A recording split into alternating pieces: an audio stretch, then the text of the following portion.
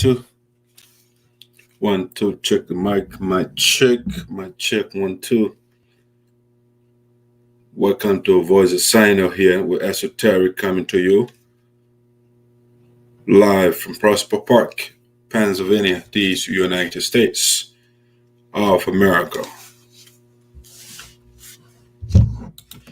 Let me do my sound check here quickly before I do some sharing.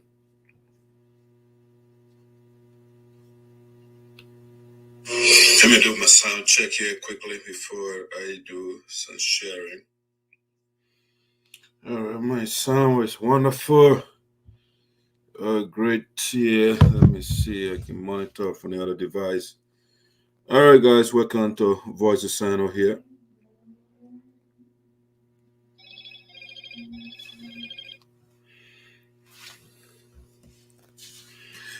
Please share the link for us as you get on. We will highly appreciate it.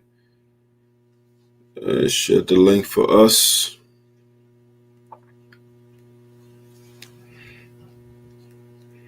Welcome to Voice of Sinoe. Highly appreciate it. Share the link for us. All right, make sure that you look at it from this angle, and I'm going to share this quickly for you. I do a little entertainment. Okay.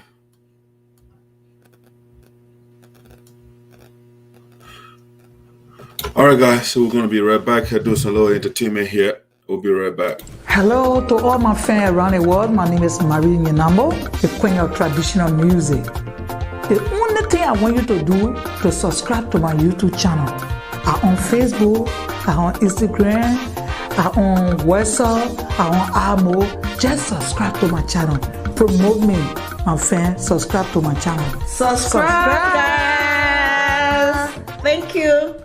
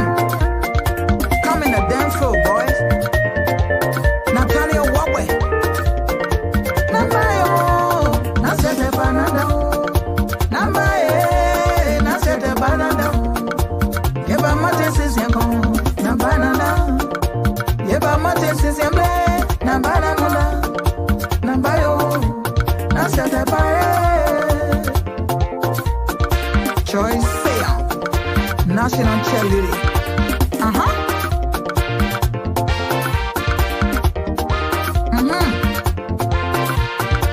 Masin konji aple chiko nini ape bosoko jawiali.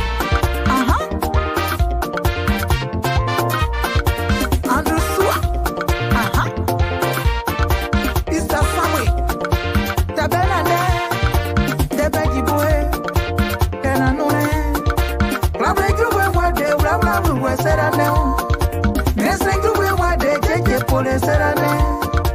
Yeba jeje pole lo. Umumu depo. Yeba bla bla bla wega. Umumu depo.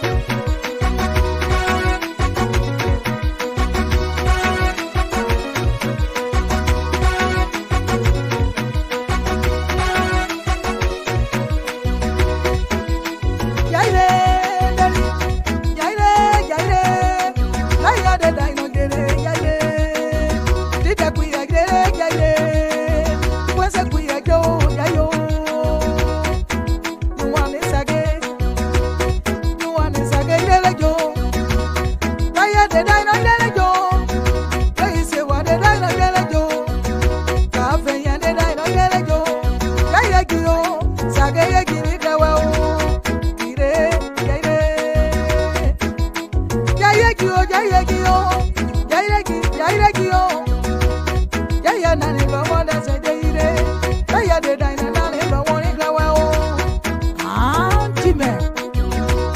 Voila. Yaire, yaire, yaire. Ina buya yeluga o. Yaire, yaire, yaire. Blaya de la no yeluga o. Sigere ya mangenwo. Sigere ya mangenwo. Yaire jiyo. Sigere ya mangenwo. Leise wade dino mole. Sigere ya mangenwo. Yaire jiyo. Sigere ya mangenwo. Blaya de dino mole. Sigere ya mangenwo.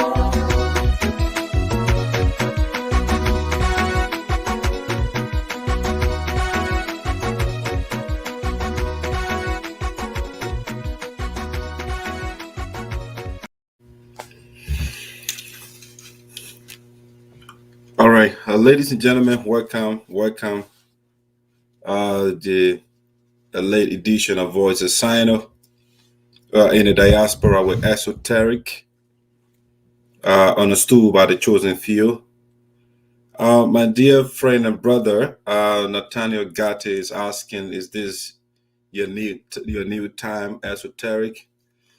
Nathaniel, like I said last night, I'm trying to juggle up things and see what time going to actually work for me.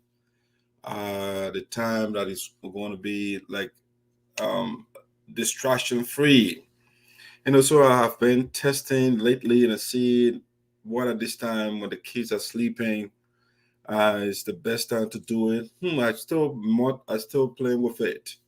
And my concern is to the time difference. My audience, some of my viewers in Liberia, and so they might be left out. So I just still kind of, in the middle there. But that's a fair question to ask. We don't know yet. Just in case I have a guess, I might, adjust the time, especially when the person is coming from, I don't know when or where. Yeah, but that's a pretty good question. It's again, I'm trying to observe the time. But welcome to all of you. I'm seeing here. Milton Shigwe, welcome on board. J Mami Do, welcome. I'm seeing Nathaniel Gatti, welcome on board. Series, how you doing, buddy? Welcome on board. Mr. James Panto, Mazina, and others. I'm not seeing all of you, so if I don't call your name, it's not on purpose. But again, welcome to Voice of Sinoe in the Diaspora with Dark Side Puda Esoteric, coming to you from Prosper Park, Pennsylvania, these United States of America. All right, so we have a good show coming your way tonight. So if you don't mind, please share the link for us. We highly appreciate that. Let me see how we should begin the show tonight. Let's begin the show on a tragic note. We're going to begin the show on a tragic note. The young brother that just passed away, Christmas Sailey, I'll put it Wayne Sailey. I think many of us, we have seen the young brother on Facebook. At least for me, I've not met him. I didn't meet him personally, but I follow his activities on Facebook. And from all indications, if you ask me, Christmas Sailey was a patriot. He loved Liberia. He loved the United States. His love for the United States led him to join the U.S. Marine. And he defended the country. He went to a battle out of the country. And after serving the United States, he decided to get into advocacy. He was a convicted sedition. And that's the kind of people I like. In life, you have to take a position. Like someone once said, the most dangerous place to stand is in the middle of the road or in the middle of the street. people that will say, "Oh, me, I'm neutral," I'm not on the left, I'm not on the right. Those are dangerous people. And so the dangerous part of the street to stand is in the middle of the street. But the late Christmas Sailey, he wasn't in the middle of the road. He had a defined position. For him, he saw the liberation of Liberia, the reduction of poverty through the CDC government. Do I agree with him? No.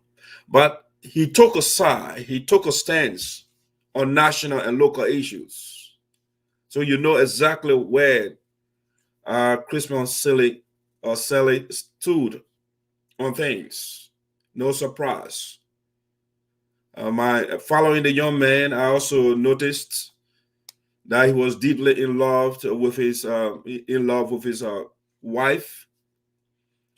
He branded his ring on Facebook without hesitation.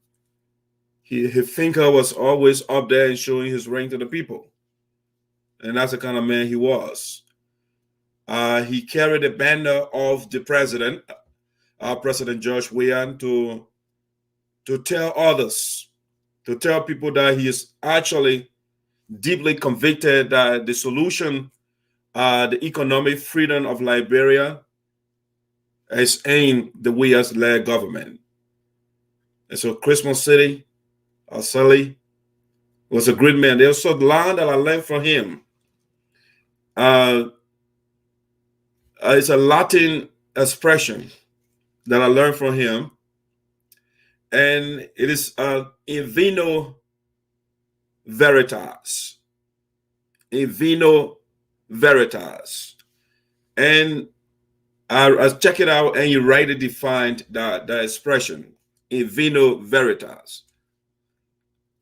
In wine, there is truth. There is truth in wine. In other words, if somebody is intoxicated, if somebody is drunk, they are more likely to say the truth. When I learned that expression, I double check it. It was right, in vino veritas. That's something I learned from the late Christmas Sailey. He was a bright young man. He made people laugh when he on Facebook. You got something, especially when I watch him on Best Gallo show. Once he gets on, people will be coming on to laugh. So he brought, people say laughter is therapeutic. So Christmas Sailey, his death is a huge blow. He was an upcoming young man who thought, again, the freedom, the economic freedom of Liberia will come through the pro-poor government. And so he advocated for the leadership of the government of President George Weah. But unfortunately, the young man is dead. Saw the pictures and everything all over Facebook today. Yes. So the world nowadays, we don't know what sort of world we are living. You're going to see somebody today, and the next day, the person is no more. So this tells you to live life the best way you see it from your perspective. Don't live according to what others tell you. Live according to your conviction, the way you see the world. And that is why Dr. put esoteric. If I don't come beyond the microphone, if I don't do this, I don't feel happy. Yes, I don't feel happy. Aristotle says that the purpose or the telos of life is to be happy. So do whatever makes you happy, and do whatever makes you feel good. Christmas politics used to make the young man happy, so he was actively into politics. Now, let me play a little bit of something, a video from him. But before I do that, it's a statement here from that I saw. I was navigating in some, I think it's on Facebook. Somebody shared from a page, I think. So let's see something that came from him, purportedly. All right, this is something here from I think somebody put it as a quote. Okay, it's a quote.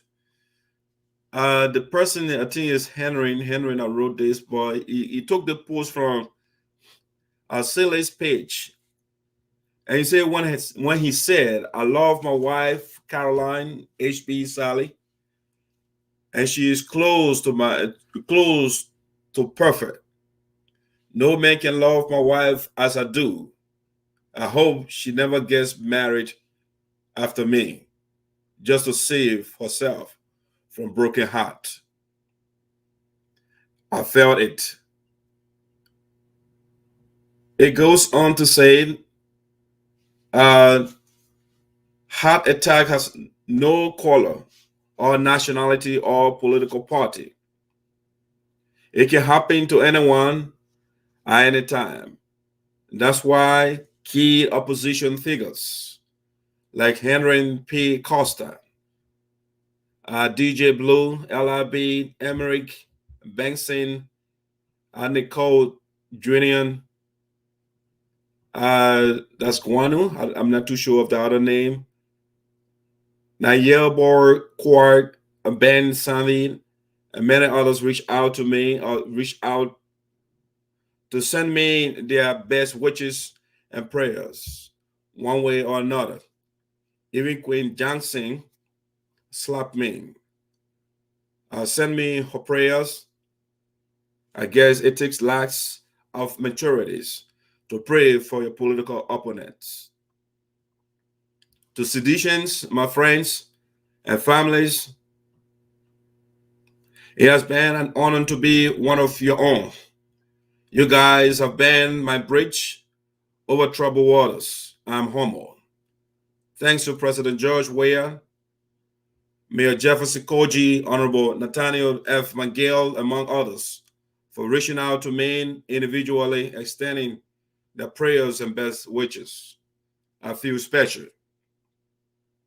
For those of you who think that I deserve to die young because I support President Weah, guess what? You too will die. It is just a matter of time, at least for me. I have an expected end. I am a proud seditian, and I owe no apology. I will establish a CDC chapter in heaven when I get there. Wow. So this is something the man was truly convicted. He was a convicted sedition. And I don't know, he had predicted his own death. He knew the situation. So he said, I'm out of the ICU, the intensive care unit, and currently preparing for surgery. The hospital just gave me a paper to write my will. No matter how this may go, I want to thank God for the gift of life for a little while, 31 years. I love my wife, Caroline HB Sailey, and she is close to perfect. No man can love my wife as I do. I hope she never gets married after me, just to save herself from broken heart. Keep praying for me, but if it is God's will, then goodbye, word. I had a short but successful and fulfilling life. I love my dream. I became a United States Marine. All right, so that's the post from this young man, Christmas Sailey, that just passed away.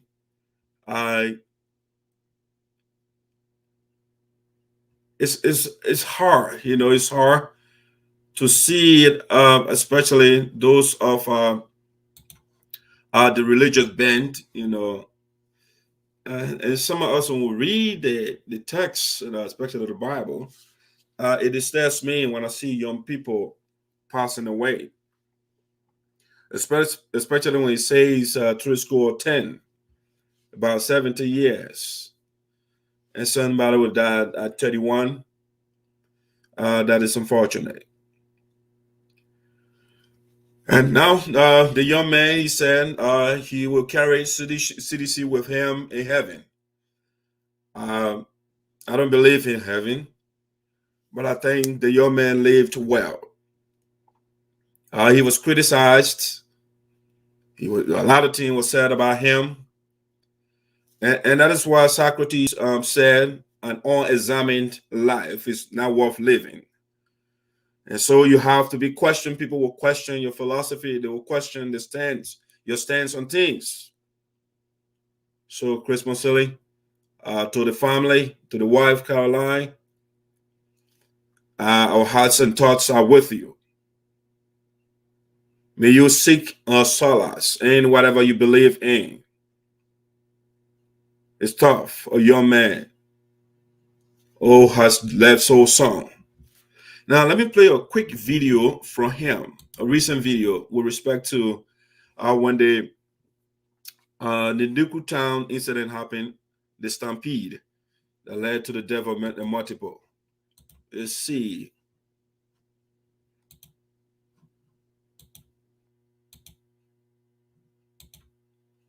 Let's see.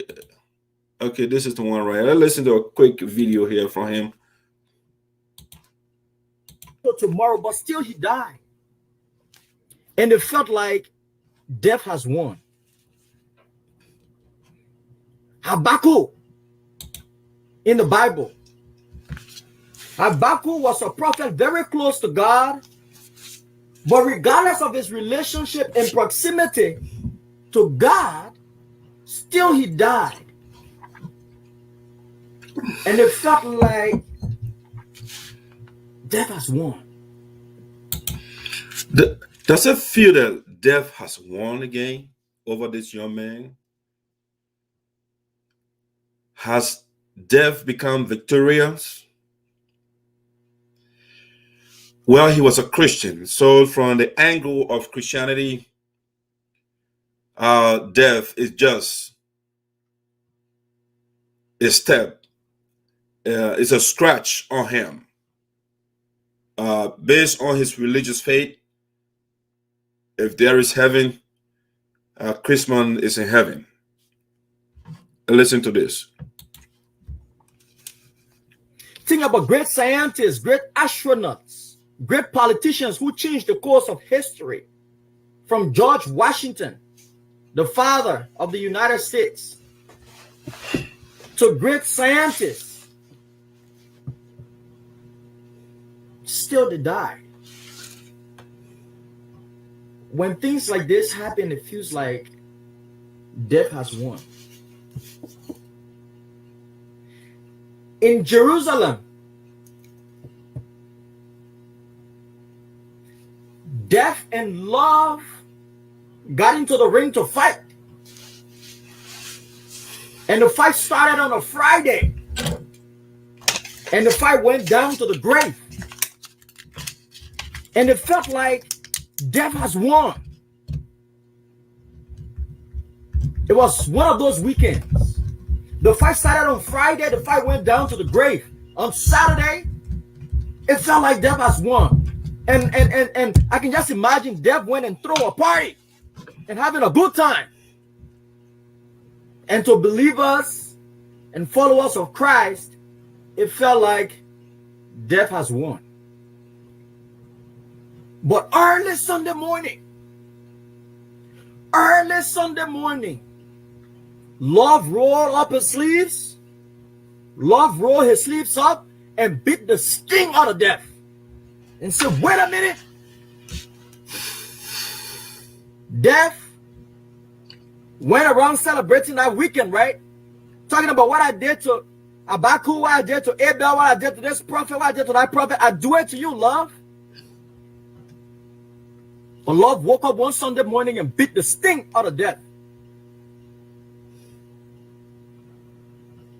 And love said to death that I am powerful.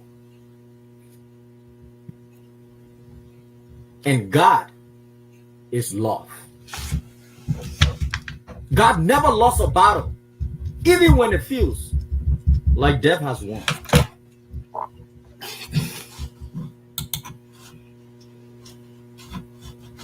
All right, guys, that's a video clip there from the young man.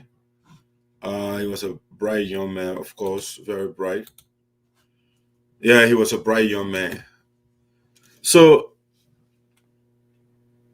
has death won over the young man?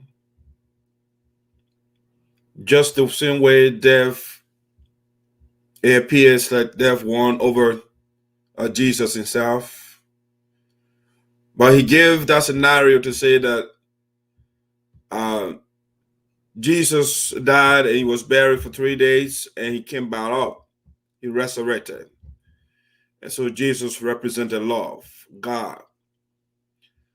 So I don't know whether this thing will apply to our son, a bright young man. Will he triumph over death?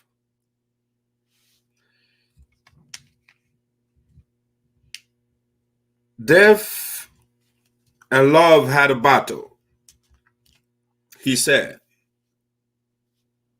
And it appears like death won the battle. And in the case of the young Patriot, did death win the battle? At least if you speak from the perspective of physicalism, from the physical world, because Christians are dualists, meaning that they believe in two words. So you got the physical word and you have the intangible word. And so physically, from the Christian perspective, and Christmas was a Christian. So from that perspective, physically, we will not see him again. But from the analogy he gave, no, he is not dead. The other part of him is still alive somewhere with the Lord. So the fight, death on the war on the surface, from our physical purview or perspective. Then he said something, he said, God is love. Well, I don't want to go into religion, but does God love Christmas Sailey? Why so soon? If indeed God is love, why allow your son to leave this song? Well, that's the conundrum of religion. But I personally, again, he was a fine young man who had his own perspective on when it comes to Liberia, how things should go, and may his soul rest in peace. Our thoughts are with his family. Now, if you don't know, he just some video over there, but he was a fine young man. I mean, that's Christmas Sailey. Yeah, this face, if you are a social media person, you got to know the face. He is all over Facebook and propounding his views and speaking against ills. I mean, he will go to Washington, D.C., he will go to New York protesting against things that he disagree with. He played his part.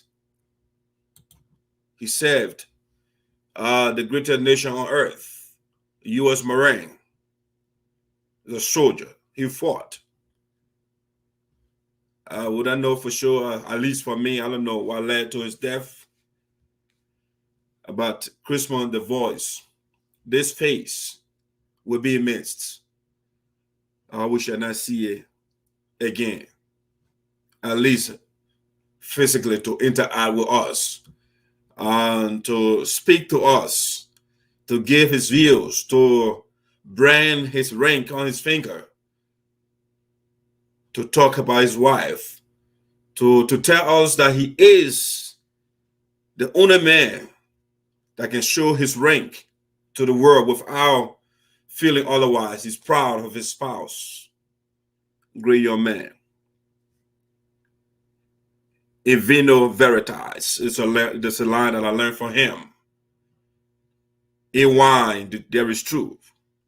When people drink, they often say the truth. And that's something that remains with me from him that I learned. Mr. Sailey, rest in peace. Rest in peace. I don't know what that line is right to say rest in peace. Young man, under 40 years, how can he rest in peace? How can his soul rest in peace when he left his wife with 2 children, and the woman has to struggle with the children by herself? I'm not too sure whether his soul will rest in peace. He died too soon, too young. He went to war, he came back, the bullet did not kill him. And he just, I mean, it's difficult. He went to battle in the middle of bullets. He came back safe. And just now he's no more with us. All right, so whatever the case may be, our thoughts are with the family. Yeah, it's tough. It's very, very tough for the family. All right, that's the little things something I wanted to start the show with for the night. Let me see some of the comments are trending here. Wow, too sad, man. Yeah, it is. Very sad day for the passing of a young man. My deepest condolences to his family. Rest in peace. Okay, that's Milton. It is very hard. Christmas. All right. Thank Dr. Pure. A young soul left us. Wow. Yeah, so that's a little bit of Christmas Sailey over there. Sailey. I don't know the exact pronunciation of that name. Sorry if I don't call it right. All right, so let's go to something else on the show tonight I want to share with you. On Voices Sinoe, this one, I want to make it a breaking news. And so I will be right back.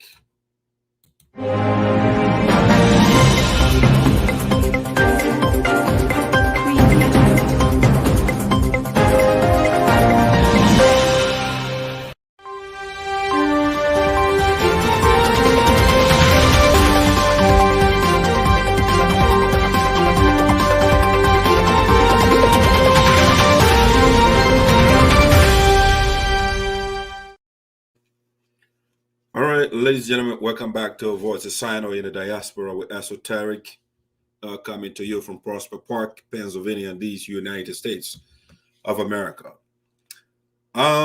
Military takes over in Burkina Faso. I think this is the third country with military takeover. Quite recently, it was Guinea, next to Liberia. And there's another one in Mali. And now there's another military takeover in Burkina Faso, the land of the upright people, the country that was renamed by Thomas Sankara.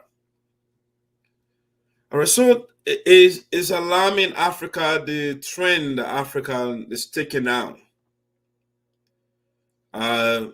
Like the professor who said, PLO, in the 60s, coup used to be as frequent as breakfast.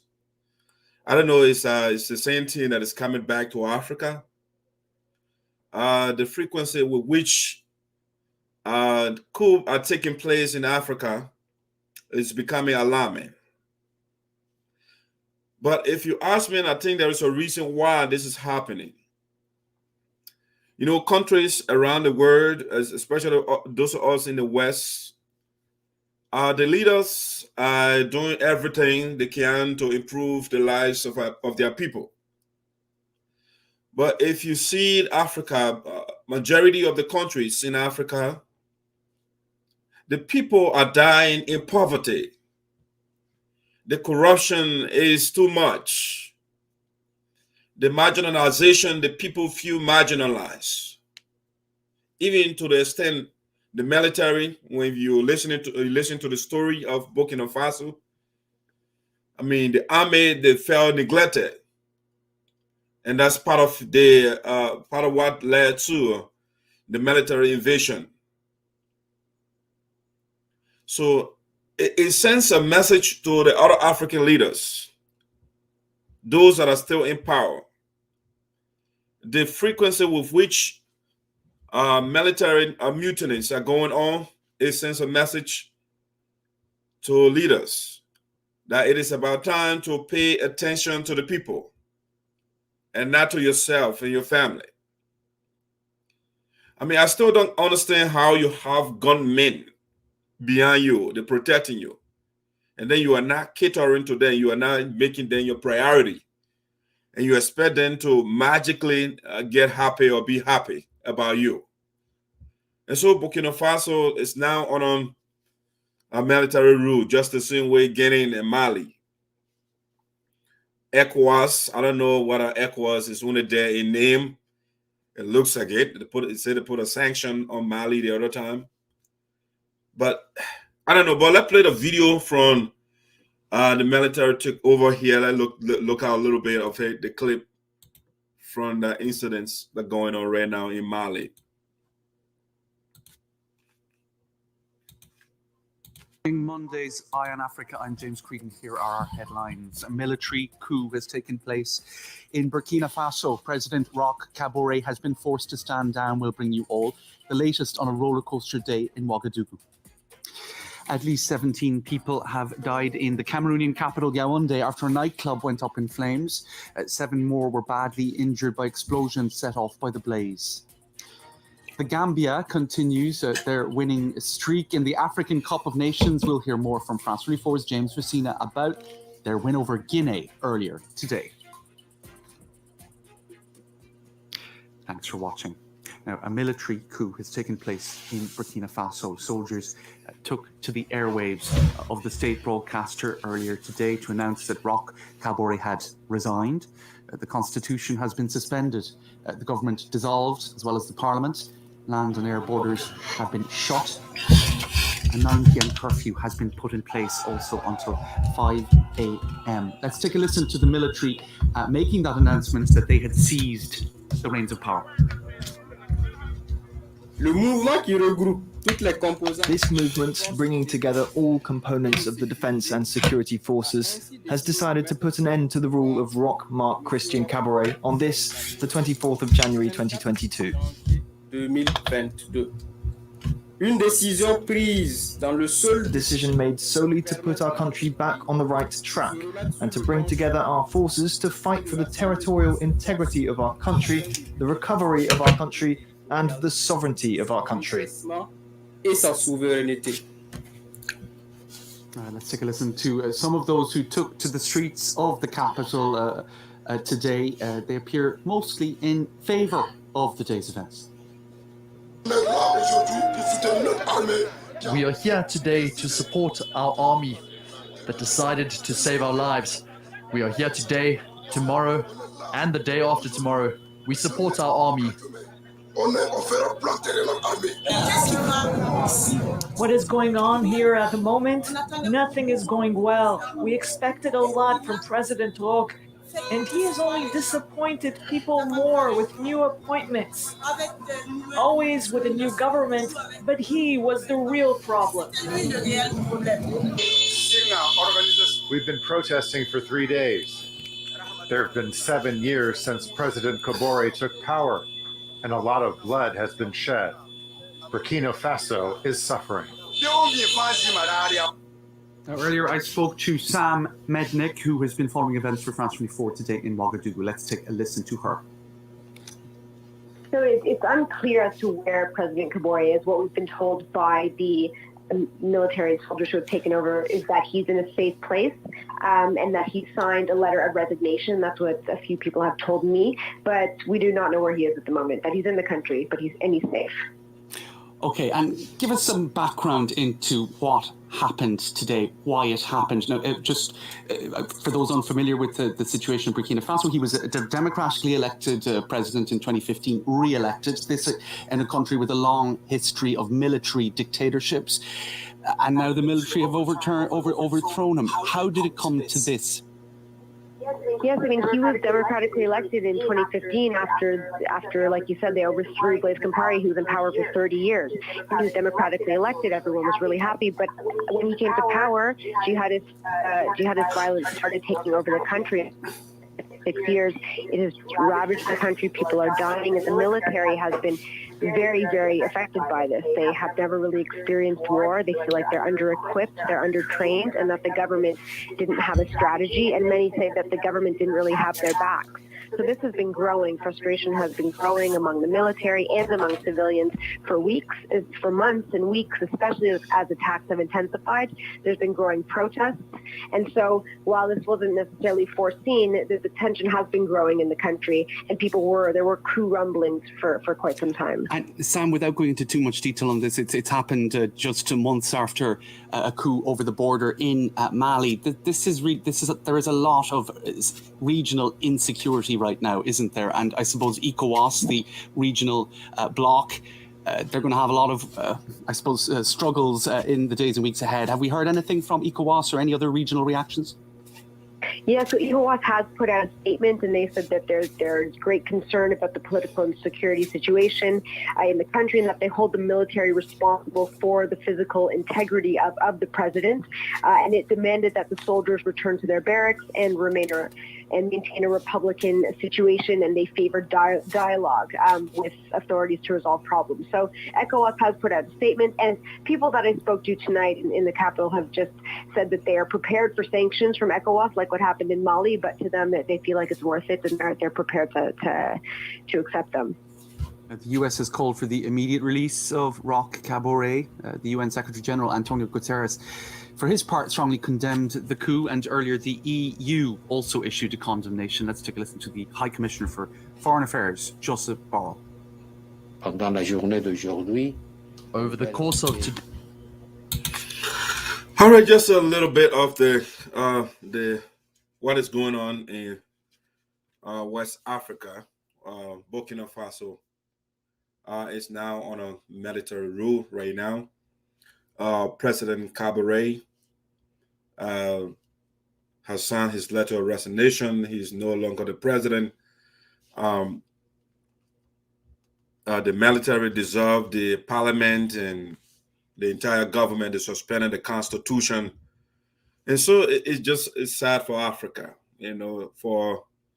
if we think we are going forward, the next thing we are coming backwards, And let's see how it plays out in military, because if you look at Africa, you look at some countries, some military leaders, they have done great. So, for example, if you take a country like Ghana, for example, you have a military leader before, that's Jerry Rawlings. Rawlings were over there. He put in some structure in Ghana, and now Ghana is on the right path. Even the Burkina Faso before, it was on Thomas Sankara, a military man, and he had the country on the right path until he was overthrown by Blaise Compaoré. So who knows? Maybe the military leadership will be the best route for Africa. The people, they put out the civilian leadership, even in Liberia. Debatable. Samuel Doe. You have a lot of things going on in the country. Under Samuel Doe, what we have right now under the civilian government, George Weah, under Doe, it was far better. So who knows? The military might be the route to go to lead it. Once the people, for me, it doesn't matter whether it's military or civilian. Once the person that is empowered is seeking the interest, improving the lives of the people, that is what matters to me. Whether military or not, it doesn't make sense to have a government of a civilian government which is not taking care of the people. People are frustrated. You're not taking care of only your family, yourself. You take the country resources and put it in your pocket. I saw in my own country, I saw the president giving vehicles and stuff to the various counties and chiefs and stuff of that nature. Where is he getting the money from? If you say the country is broke, it doesn't have money, and that's why you are not doing X, Y, Z, and all of a sudden, the president dividing vehicles all around. where is he taking the extra money? You know, so Africa is governed weird. I mean, the governing style of some of the leaders is weird. I mean, even in the great United States, the people that have the machine to print money, you don't see the president dividing vehicles among people. You know, no. And so the issue of accountability, the proper distribution of the country resources, the budget, and those are some of the things. So when people are frustrated, that's why every time you have a military takeover, the citizens are happy because they thought the civilian leader would take care of them, but unfortunately, the leaders are not doing what they're supposed to do for the people. The masses are suffering, and they have long convoy of vehicles all over the place. They're building houses. I mean, they're taking the money and putting it inshore and offshore accounts and those things. So it breeds military.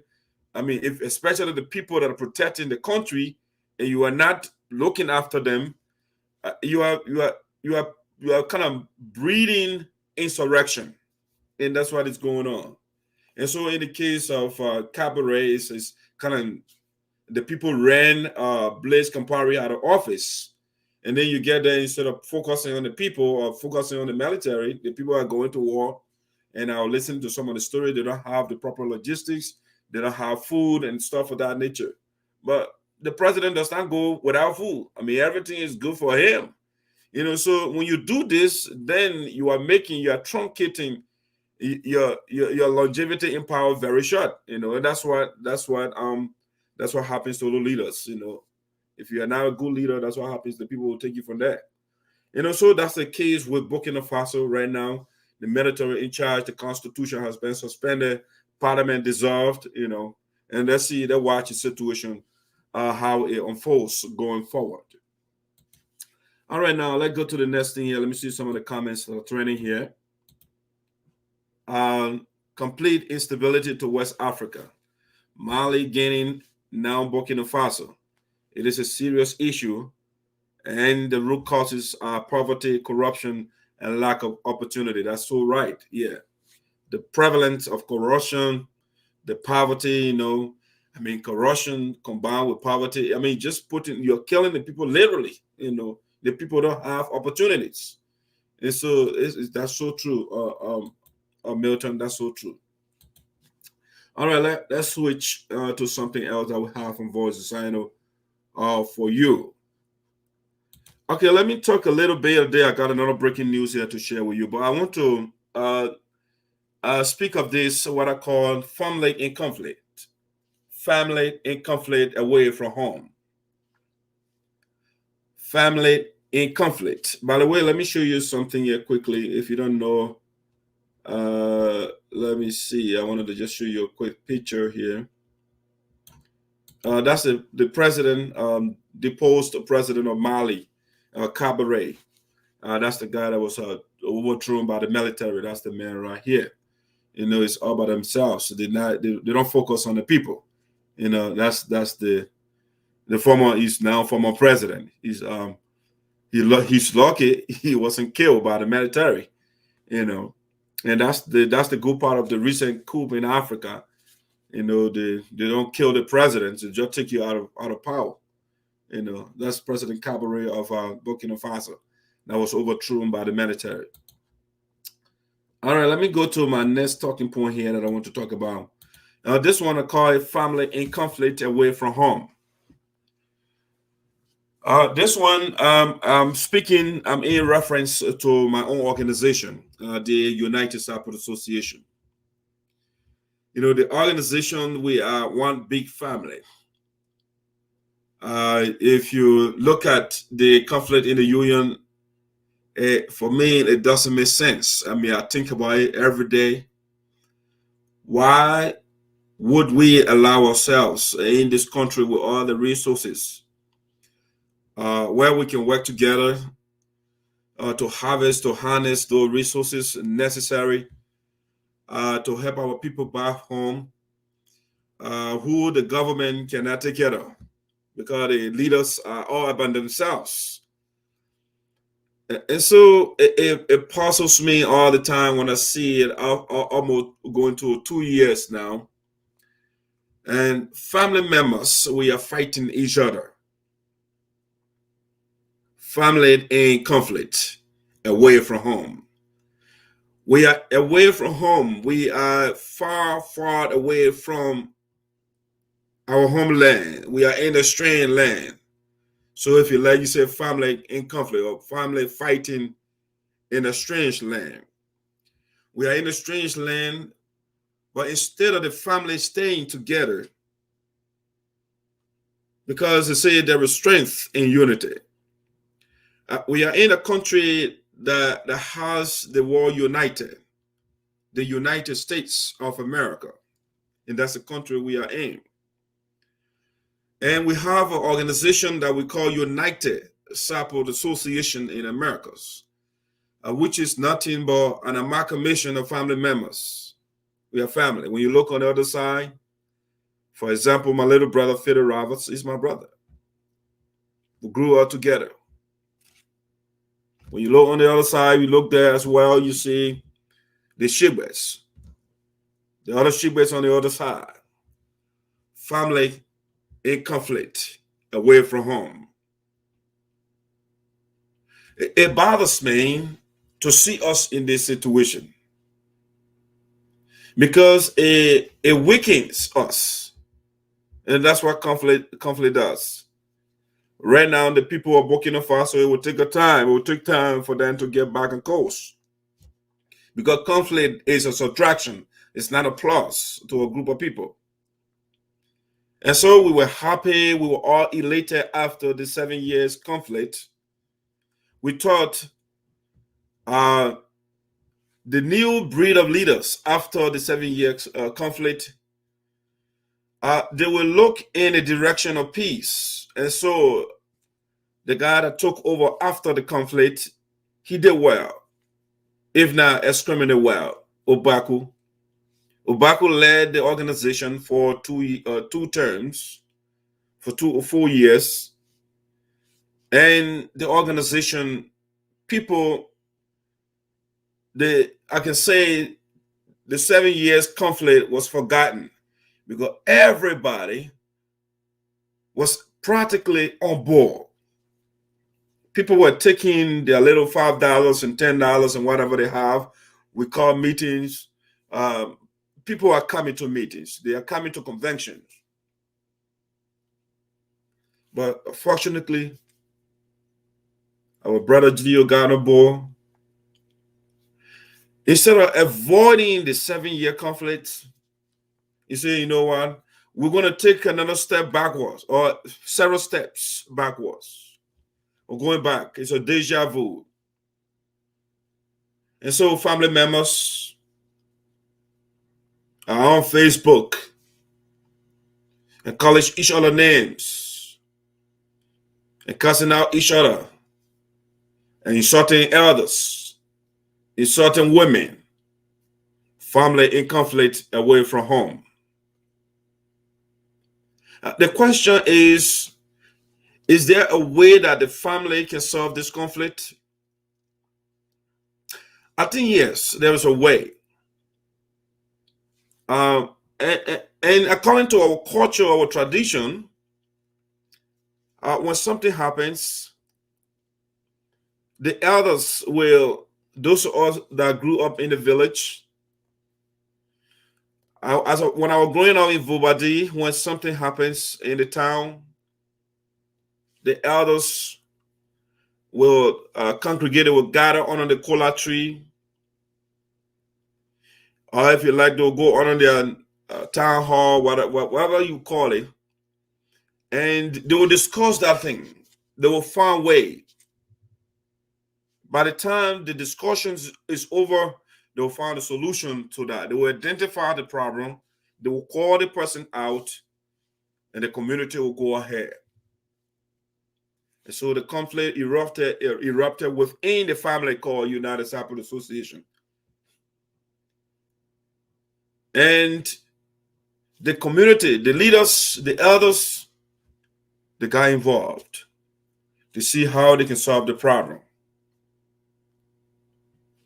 The other child, if you like, you got 2 children fighting, the other child on the side, say, you know what, daddy, I'll listen to you. And the other guy on the other side, I'm not listening to you. And so the elders tried, they didn't succeed. I mean, even strangers got involved in a community, in a family conflict, because it came to a point where it cannot be solved innerly. The inner forces cannot address the situation. So the people say, you know what, let's go get outsiders. Outsiders came in, and yet the man that we gave our mandate, our instruction to lead us, he said, you know what, I'm not going to listen to anybody. I'm talking about family in conflict away from home. We are not in Kabade. We are not in Jurutown. We are not in Joason. We are not in Weja. We are not in Nemopo. We are in the United States. We put ourselves together. Instead of adhering to our mantra, to our motto, Apolloable, we are divided. And so some people will call convention in Minnesota. Some people will sit and say, oh, the other people, family members that are going over there, they are going to slaughter hall. I mean, so it saddens me. Some of us sometimes we sit down and say, should we just get out of the community, pull out? But it is not in the nature of Dr. Yopude to run away when things are tough. No. That's what cows do. Life is not on a roller coaster ride. It's not smooth. You have some bumps, you have some pop holes, you will jump in them. And this too is life. And so the family, our union is in serious conflict right now. We are not focusing on taking our brothers and sisters, our fathers and mothers in Liberia from poverty. We are here and fighting each other. Now, the fight, I think, as from the perspective of the union, I think it's a just fight.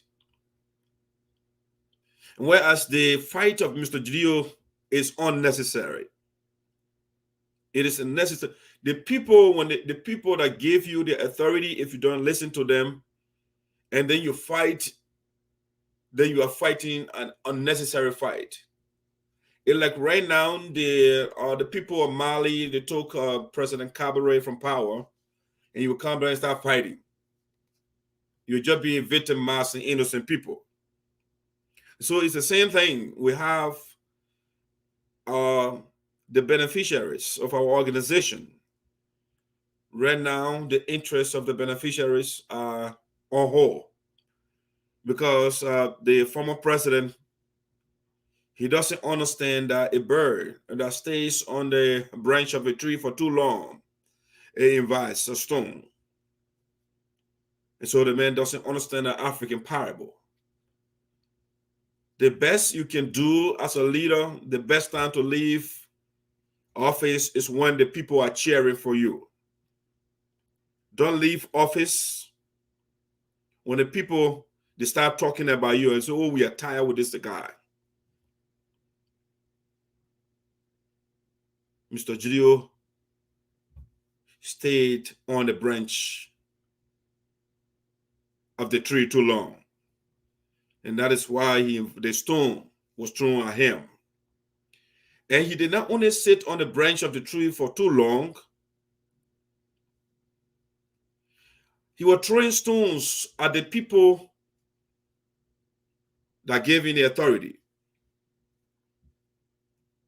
He was then listening to we, the people, in whom all power is vested. He didn't listen to us. He is not listening to us. He is still inflaming situation. It saddens me when I see Mr. Gidio in the most advanced country where these Republicans and Democrats, the debate, the issues, they fundamentally disagree on the issues. But their fundamental disagreement is on the progression of America. They just have different visions as to how they should develop America. They are not talking about devaluing America. No. And so one would have thought that one who is in the ambit of the United States will mimic the fine example of the people. We can rigorously debate the issues. We can disagree with each other, but we shouldn't divide ourselves. But no. Mr. Gidio said, you know, it is an African style of leadership. Either my way or no way. You either get on my side or you stay on our side. And that's why we find ourselves now. Family in conflict, away from home. Our children are not in school. The hospitals are empty, if at all we have hospitals over there. The roads are old school. They are antediluvian. Like way back, the people, pregnant women are being transported on motorbikes. Sick people are being transported on motorbikes. Our children are being raped. No safe drinking water. Malaria killing people. Those things, they are not important to us. What is important to us is to fight, to show who is almighty. It saddens me. It saddens me. And I wish Mr. Gidio will come to his senses and say, you know what, I want to thank you, the members of the USAA, for giving me the opportunity to serve you. Let me step aside. Let the interests of our people be sought. That would be the best thing for Mr. Gidio to do. Mr. Gidio should not be on Facebook and posting inflammatory things just to further divide the community. It's sad. It is very sad. The conflict in the union is not bothering this brother. He doesn't know the impact the conflict he created has on his family. And the family here is not just the Gidio family, it's a family of the United Sapo Association, the family Sapo family. It does not make sense for us to fight among ourselves. Gray had the opportunity, if he still wanted to be the president, to have come to Florida. The Constitution, they wrote, he asked Slaby Sinoe and others to write, Mr. Andrew Sua. They told us when the board and the executive cannot agree, they should come to the General Assembly for the people to solve the confusion. One would have thought Mr. Gidio would follow that, to come before the people and make his case to the people. The man get sugar in your mouth, he can talk very well. That's what one would have thought. But no, to put the family apart, his supporters, the coin words, slaughter her. When you go to Florida, the people will kill you. I mean, it's so sad, very sad, that we will conduct ourselves in this faction, neglecting our people back home. And we will start stepping education. And this will be redundant and cliched and hackneyed to many of you, but I will repeat it over and over. Our priority should not be building nurses' quarters, town halls, palaver halls, and whatever you call it. Our first and foremost responsibility should be building the brain power, building the minds of the people. Let us, instead of, right now we have empty nurses' quarters and palaver, they are empty. And some, not to talk down to the people back home, some of us, we don't have nothing up here because no opportunity to go to school. So instead of allowing our people to go without something in their heads, let's put something in their heads. Let's educate the people. Whatever Green is working right now, that company or whatever, wherever the facility is not owned by an illiterate person, or it is not being run by somebody who is not formally educated. And so let us focus on educating our people. Instead of building and say, oh, I will buy tractors and do this and posting stuff on Facebook just to get attention to him. It's just petty. People back home, they respect us. But the way we are conducting ourselves right now, the respect of the people is waning now, is disappearing, is evaporating. Let us restore that integrity again.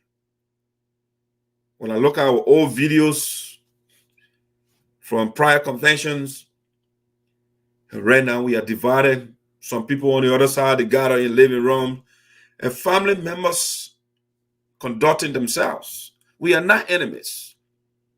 We are family members, blood. I'm talking about blood family. People that are genealogically connected. But hey, it's it. That's what we find.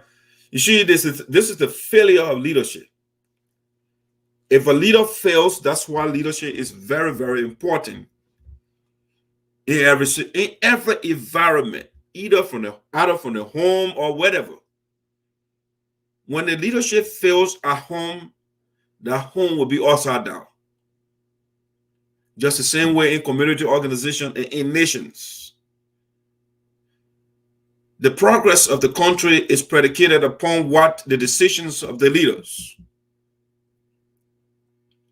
And so we are not making progress right now because the brother we honor, we respect, he decided to disrespect us. He doesn't want to step aside.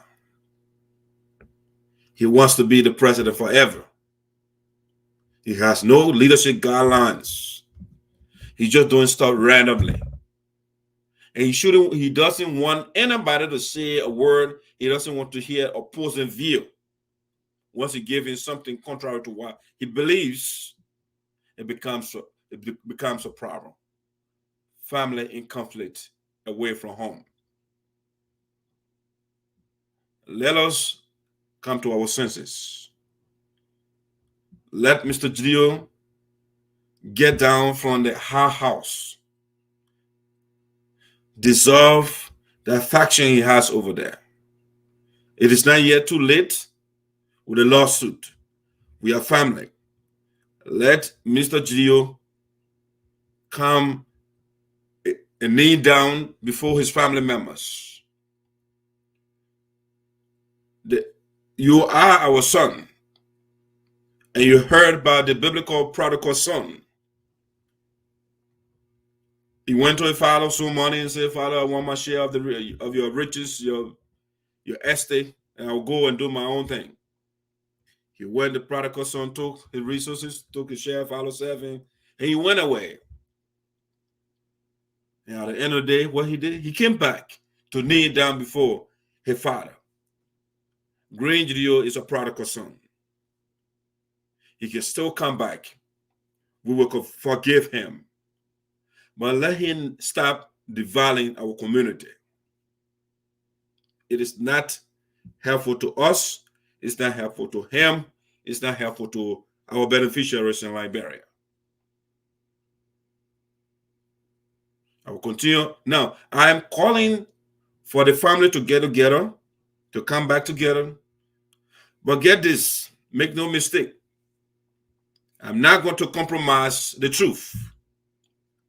I'm not saying as a family when we come together, when somebody does wrong, we should shove it under the rug. No.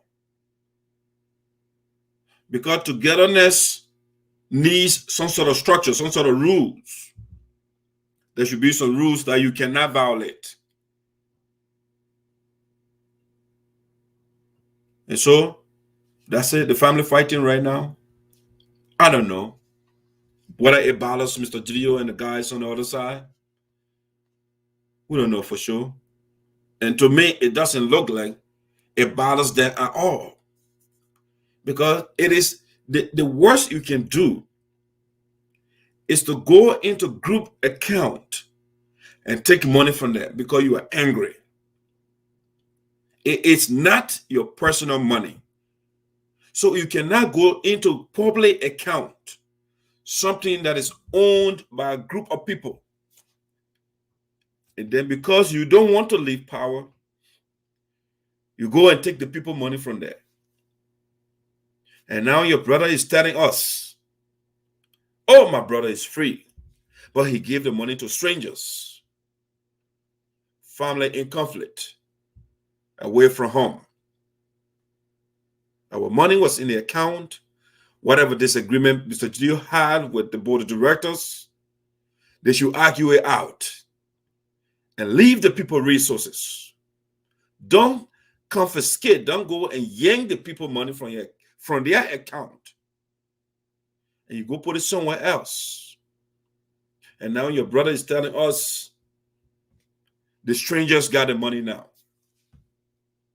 So you guys are not doing everything you're not making effort at all to bring in the community back together. No. The elders should have been the one for you to give the money. If you say, you know what, I'm not giving it all, so I give it to the elders. No, we know, because that's what our culture dictates. The elders, they are the group of people between the people and the ancestors. And so you listen, but the God disobeyed the elders, and he gave our money to strangers, according to his brother. The strange people got our money right now. The money that our mothers, some of them, they are doing live-in. Some of them, they are not working, their little pension, whatever, the unemployment benefit they get. They want something to be done for our people back home. And they give it to us, and somebody will yank it because he is mad at ESOTERIC. He is angry at Boto Jawi. He's mad at Kalejabere Foley. He's mad at Maya Tuli. And you go take the people resources as ransom, as collateral, whatever the case may be. It shows your laziness, your intellectual laziness. You don't do that to your people. You know, you don't push your people into poverty because you disagree with other people or your opponents. You don't do that. You don't victimize your people because you're angry with somebody else. The people are not the ones that you have disagreement with. It's the board. And the board, they had a legitimate ground. So if you think your ground is legitimate, the grounds for your anger is legitimate, make the case, come to the convention and make the case before the people. Bring your evidence why you are right.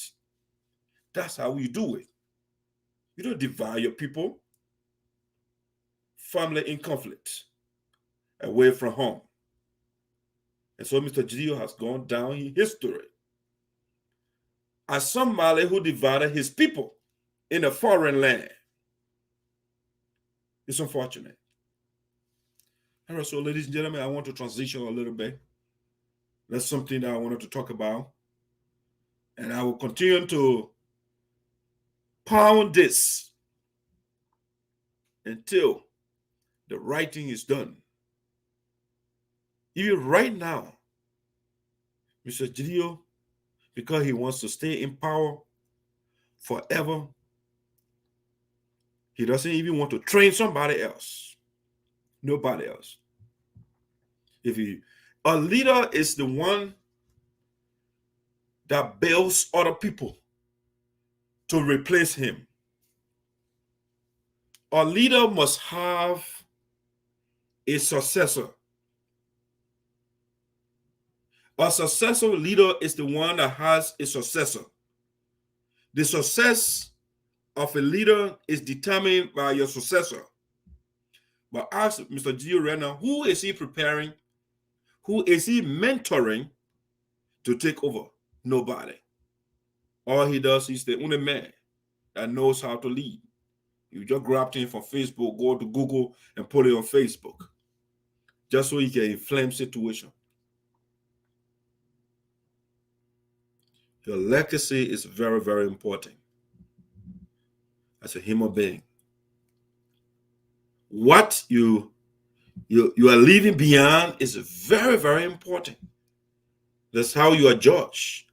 That's how people judge you and say, who was this guy or who was this lady? So one will have thought our brother will focus on building people that will take over from him. Yes, that's what I thought. But no, that is not important to our brother right now. Building other people is about him staying there. You know, a family member will say, you know what? My family member, my family can't stress. My man Slebby will say those things, write those things on Facebook. I'm just talking about Slebby, seen it. My family above everything else. In tough times, that's when you know the real family member. And if your family is doing the right thing, you can defend the family in whatever situation. But you cannot defend your family in the wrong things. And these are the people that embolden. These are the people that blow that brother Drio's ego. They push the man in the wrong direction. And they don't want, I don't know whether to tell him anything good or they just deceive the guy and they destroy the guy and destroy the community. It's very sad. All right, now let me see something here. Why are you up so late? Well, brother, my schedule is a little flexible at night. It's less distractions. And so I thought to come this time of the night, you know, the kids will not be bothering me. They will be sleeping. And so it's easy, you know. All right, now let me give you a quick breaking news. I'll be right back here with what I want to share with you next.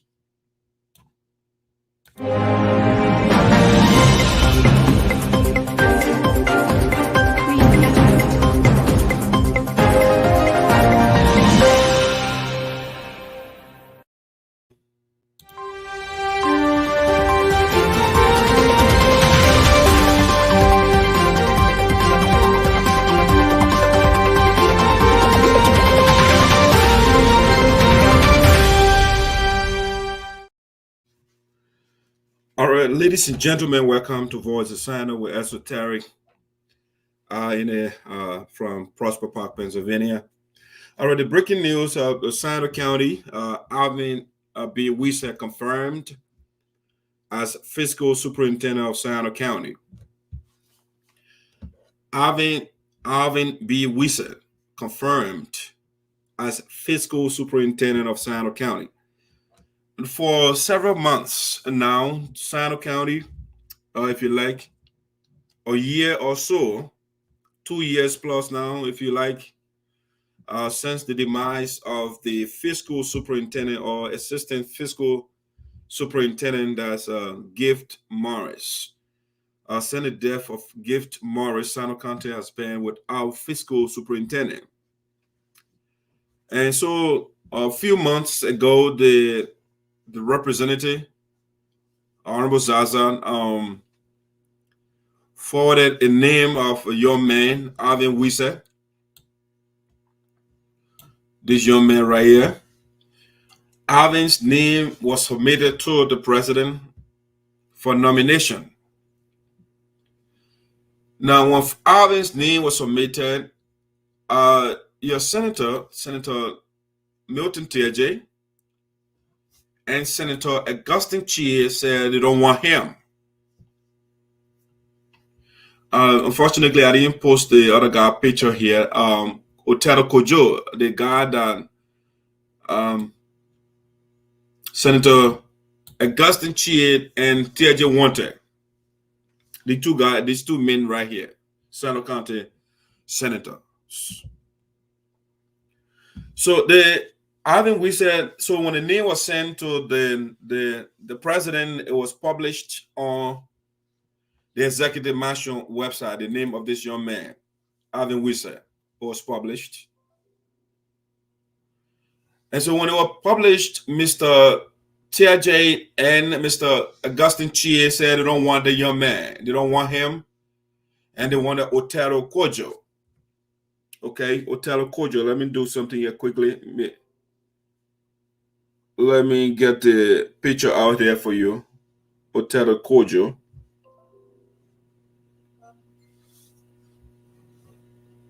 Hold on. Let me see. Somebody just sending something back to back here. I want to put Otelo's picture here quick so you can know who Otelo is. The man that Senator TJ and Augustine Chie they wanted to be a fiscal superintendent, for which Sinoe County has been without fiscal superintendent for several months. All right, so this is the young man here. By the way, let me put something else here again. I want you to know what is going on in Sinoe County so you can be in the know. And that's what Voice of Sinoe is here for. Let me take something down here. It's important that I put the picture here so that you can see.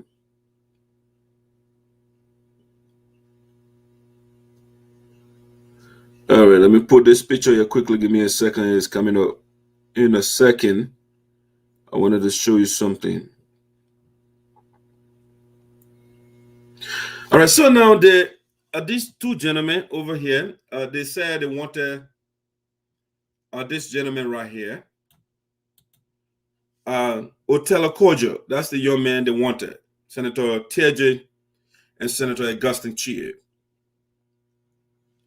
But you have to understand, this guy was the fiscal superintendent on Prosper Brown. Okay, he served as fiscal superintendent, this guy, on Prosper Brown. And when he served as superintendent, this guy, he took specific instructions from Senator TJ to undermine the administration of Prosper Brown. Why? Because at the time it was political seasons. Senator TJ wanted to be senator, and on Buzaza was seeking re-election. And Prosper Brown was recommended to President Ellen Johnson Sirleaf for nomination by Buzaza. So Senator TJ doesn't want the young man, even though he's qualified, he has the experience, everything, he has the education. Senator TJ said, oh, you know what, the Jiripo people, they are marginalized in the power structure of Sinoe County. And so we don't want Prosper Brown because he's not a Jiripo man. We don't want him. And so there was another fight. So anyway, they went through the process and eventually they came to a compromise. And so the position of fiscal affairs superintendent opened. And instead of Senator TJ advocating for a Jiripo man, he said, you know what, I want my chief of office staff. He wanted Otero Kojo. So Otero Kojo, there was another fight over there. Otero Kojo, they put a man there. And so the time that Prosper Brown stayed there, the man literally undermined the administration in the history of Sinoe County. This is the best superintendent so far in modern times. All right. It was a very good level-headed guy. When you talk to Prosper, you know you're talking to somebody with brain. So they undermined this guy. Now, when Give Murray passed away, that's how Onwuzaza recommended Alvin Wesseh, this guy right here. Now, Senator TJ said, Senator TJ and his buddy, these two guys right here, they said, no, we don't want a young man. We want Otero Kojo. So then they went to a meeting. And so when Alvin was sent to the executive mansion because of the disagreement, they brought the young man name down. They brought him down. They took his name down. and they went through the fight. Even our mother too, Mother Duada Mata Duane, also name was sent. She was nominated for one of the cities over there, so-called, I mean, from the African context, to be the city mayor. The mother name also was taken down because Senator Terje doesn't want her. You know, because he was saying you were recommended by Zaza. It's about Zaza. So Alvin, so they went through the fight and they went to a meeting. The lawmakers said, okay, let's go to our caucus meeting. And so Senator Terje, Senator Augustine Chie, they say the one Otero Kojo. And so the Honorable Zaza, Honorable Creighton Duncan, the chairman of the caucus, and then Samson Ware, they said they wanted Alvin Wesseh. Well, the guys, the only thing they can do is to lobby with the lawmakers, the senators, because the senators, they are the one that's supposed to confirm the mayor. And so they did their job. It's a long, almost 3-4 months, having been waiting. And Sinoe County cannot undertake development. The superintendent came one time and said, oh, we got money for development, but we can't undertake the development because we don't have fiscal superintendent. And so Senator Terje and Senator Augustine Chie, they don't want development in Sinoe County. So they held the county hostage because of one man. They don't want Alvin Wesseh. But we are happy that today, Creighton Duncan, Honorable Zaza, and Alvin Wesseh, they fought, and the young man, they lobbied with the senators, and the young man was confirmed yesterday. So we are happy. At least we have people still in the Capitol building that are fighting in the interest of the people. So Augustine Chie, he came as a good man. You know, when you want something, you pretend. He wanted a job from us, and so he came as a unifier. He was using words like cohesiveness. I'm coming for cohesiveness. But now he has turned to a tribal bigot, dividing the people. Because Alvin Wesseh is not a crew man, he's a dripple man, so they want a crew man, Otero Kojo, to be the fiscal superintendent. And so this man is doing it right now because he has 9 years. He will not come to her anytime soon for a job. So he said, no, I don't care. Now I'm secure, I'm comfortable. I have 1 year before, and so I have to pander to the people. I have to pretend that I love peace or I love unity. So now he has joined rank with Terje. During the campaign, Terje did not campaign for him. Terje was against him. Terje was supporting Briama against him. But now, because of tribalism, Augustine Chie now he joined Terje. They depriving people jobs. You know, not too long ago, the man fired practically all the young people in his office because he wanted to cut their salaries. And the information came out, so he got angry and fired young people that was in the trenches for him, that campaigned for him. Augustine Chie fired all of them. And that's how horrible some of these guys are. I will bring a communication where he say he has slaves in the 21st century. Yeah, he wrote those things. They use a fancy language. I have domestic workers. It's another way of saying I have slaves. And that's what they call euphemistic language, diplomatic language. So we'll bring a post next time. So these are the people that's oppressing their own people.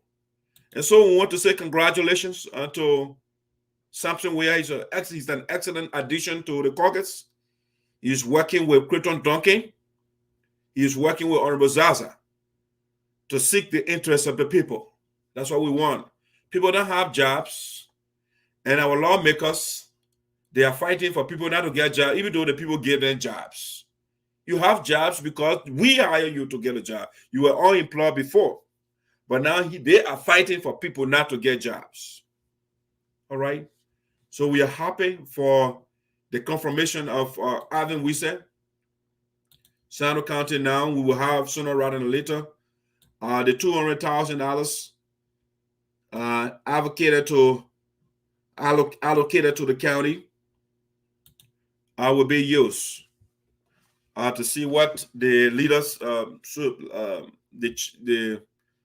superintendent for the county, lead number see what he has for us. But there you have it, the Sinoe County for you. Things that are productive.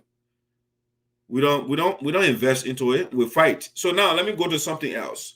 Let me give you a quick what we call a bird's eye view of USAA and North Dakota election.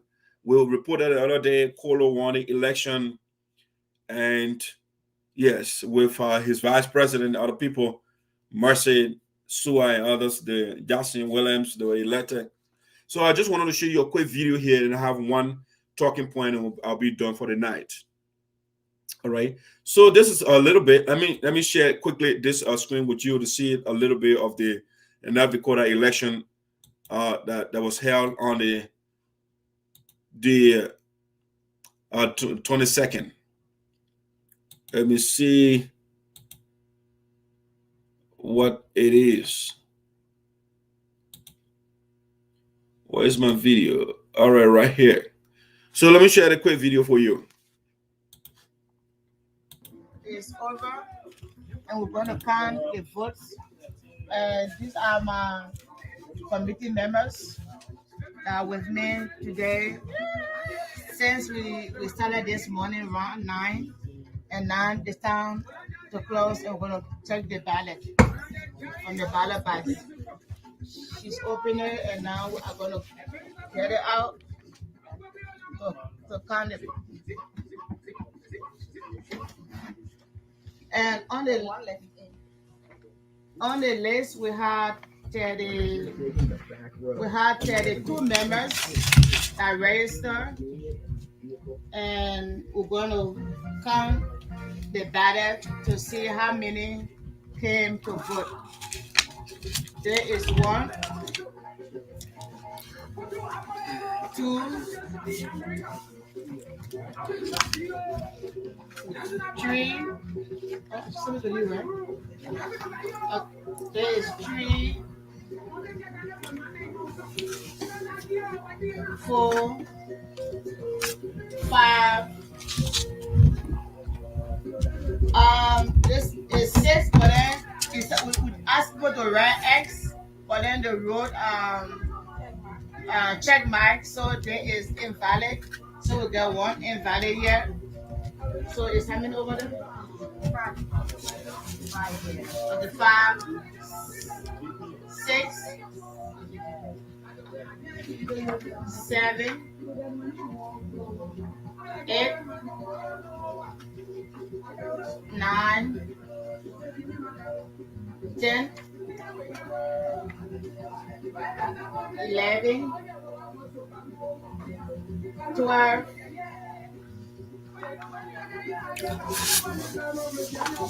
13, 14, 15,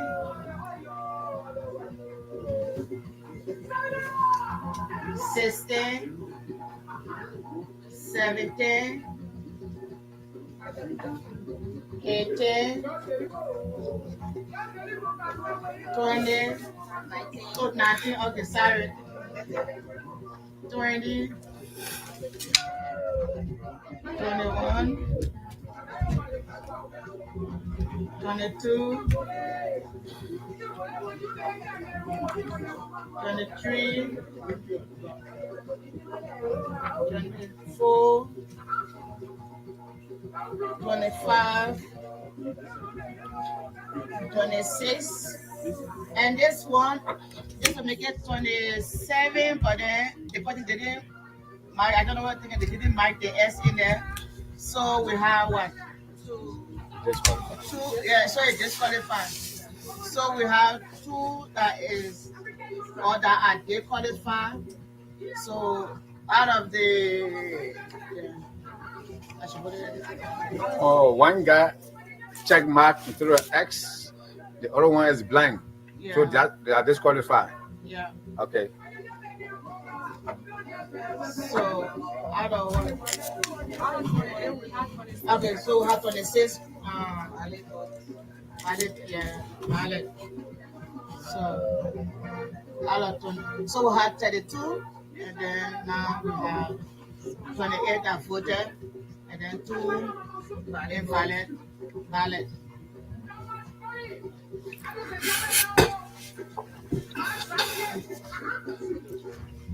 Okay.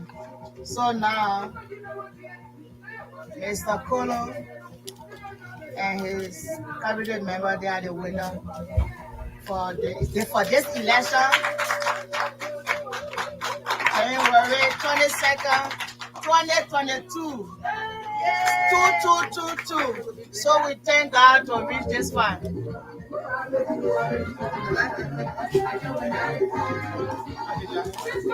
So Kolo team is the winner.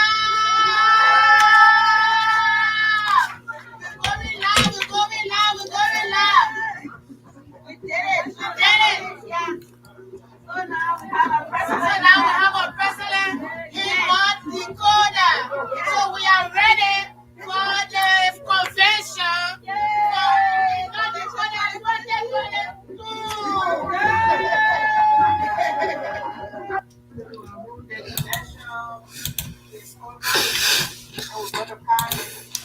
All right, so guys, there you have it. That's a little bird's eye view of the election that was held on the 22nd in North Dakota that brought a Kolo back to power. So if you listen to the statistics, they said they had 32 registered voters, and out of the 32 registered voters, there 28 persons voted. 28, and out of the 28 persons that voted, 2 votes were invalid, and then 26 votes were valid votes. So if you look at the election, it wasn't a word ballot. All right, the people literally cast their ballot. So somebody would not say, "Oh, Kolo got word ballot." No, because the people had option, and that's why they give you that ballot. So you had the right to say, "I'm not voting." You abstain, but that if the people abstain, meaning that Kolo is not elected, but the people went and checked the ballot. So you had the option to say no or yes, and so the people voted. Out of the 32 registered voters, or 26 of the people voted for Kolo, 2 votes were invalid. Okay, so we want to say congratulations again to President Kolo, the president-elect of North Dakota. All right, we just wanted to give you a little view, a little bit of what went on during the election over there. All right, now let's go to the next one here that I want to talk about, and I will call it a night. Okay, so let me see. Let me make this a breaking news. I'll be right back.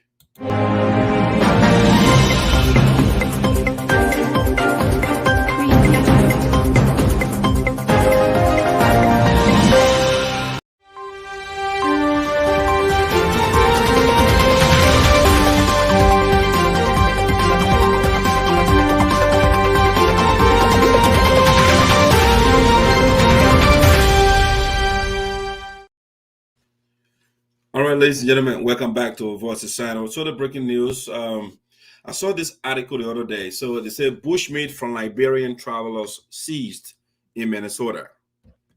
Bushmeat from Liberian travelers seized in Minnesota. All right, so the bushmeat, when people travel to Liberia, when they're ready to come back, the people will give you the dry meat to bring. Myself, when I went there, I brought fish the other time. So the government of the United States didn't allow bushmeat to come here because the FDA, the Food and Drug Administration, they have to certify certain thing before the public can consume it, before the people can eat it. And based on the research, you know, some of the Ebola and those diseases, they come from some of the animals. You know, so the people that went for the holiday during the Christmas holidays and stuff like that, and went to Liberia, when they were coming back, they brought their packages. And some of the packages, they were seized at Minneapolis and St. Paul International Airport. You know, so people that are sending for things back home, you got to be very careful. You know, you might not like it, but it's also for our safety, for your own safety. You know, we don't have the technology, we don't have the ability to properly test some of those things that we eat back home. And so the people here, they test the food before all the food on the market here, at least the liquor ones, they have to go through the FDA, Food Drugs Administration. They have to certify the food. They say, okay, it's safe for the people to eat before they can put it out. All right, so let me look at the article with respect to the stuff that was seized.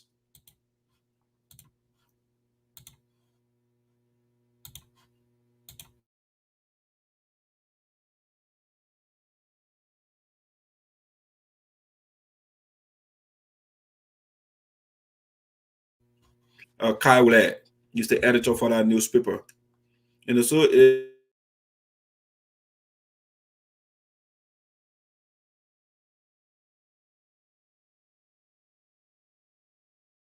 this one, Bushmeat from Liberian Travelers, seized at Minneapolis.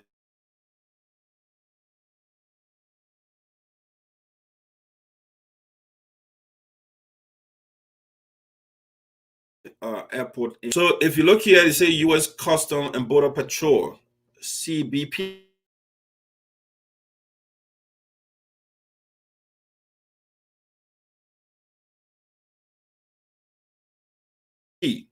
Border Patrol, CBP, agents in Minnesota have reported seized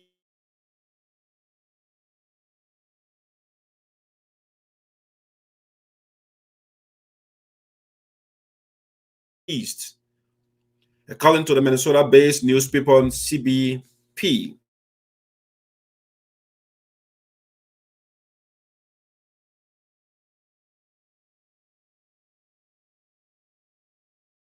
Agricultural specialists were acknowledging on their rating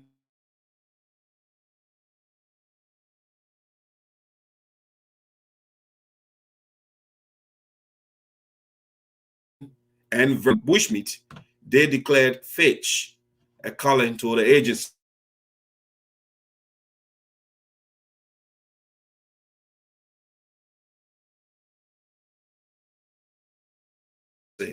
How newspaper, plastic, foil, and tape.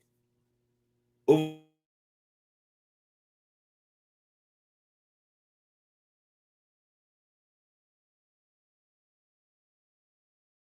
7, the CBP said the confiscations ranged in size from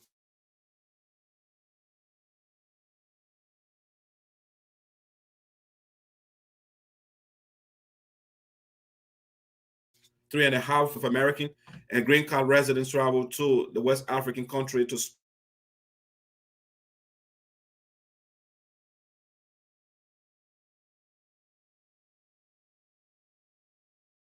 spend time within 2014 to 2016, killing over 4,000 people.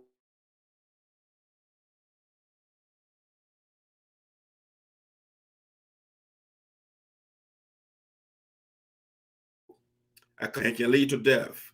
Humans may spread the virus to other humans.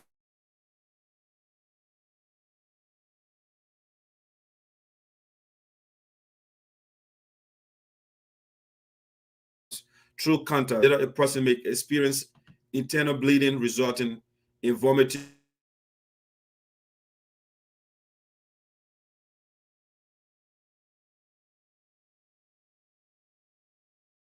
or coughing, the importation of potentially dangerous plants and animals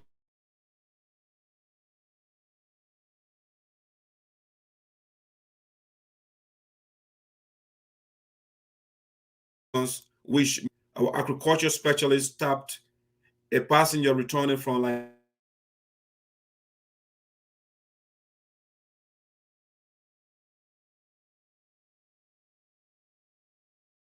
Liberia. Turned out it was 2 primate arms and primate rib material.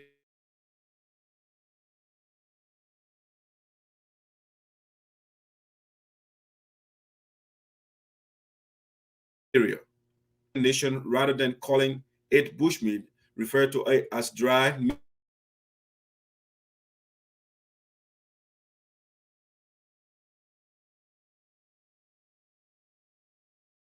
meat that is half dried and processed meat from wild animals such as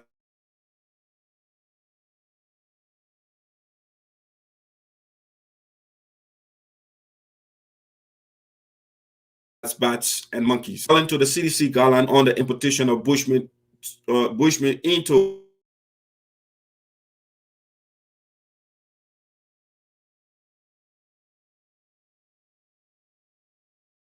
the U.S., it destroyed, along with any personal items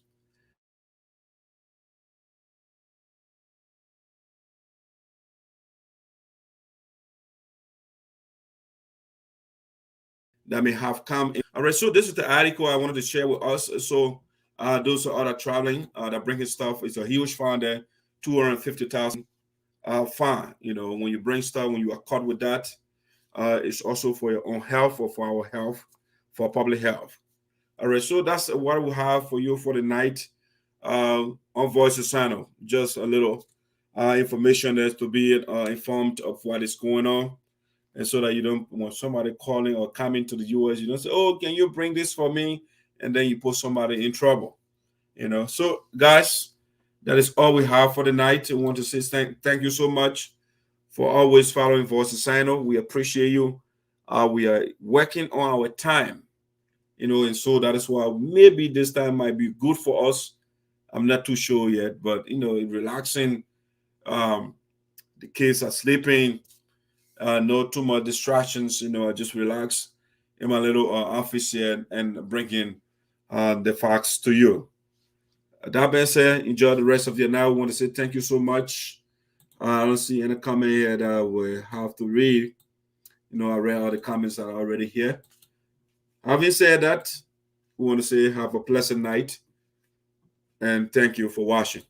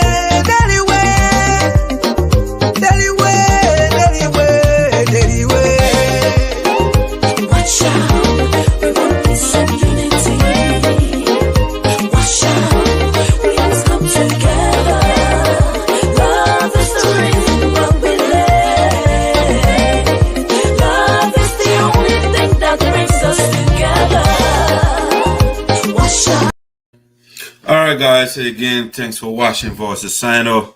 Let me see the people that are still on here. Let me see Mr. Christopher Wiley, thanks for joining the show. 90, if you like. Kate Jabba, thanks for watching. Jala, thanks for watching. Bright Dre, Pretty Star, First Lady of Voice of Sinoe, thanks for watching.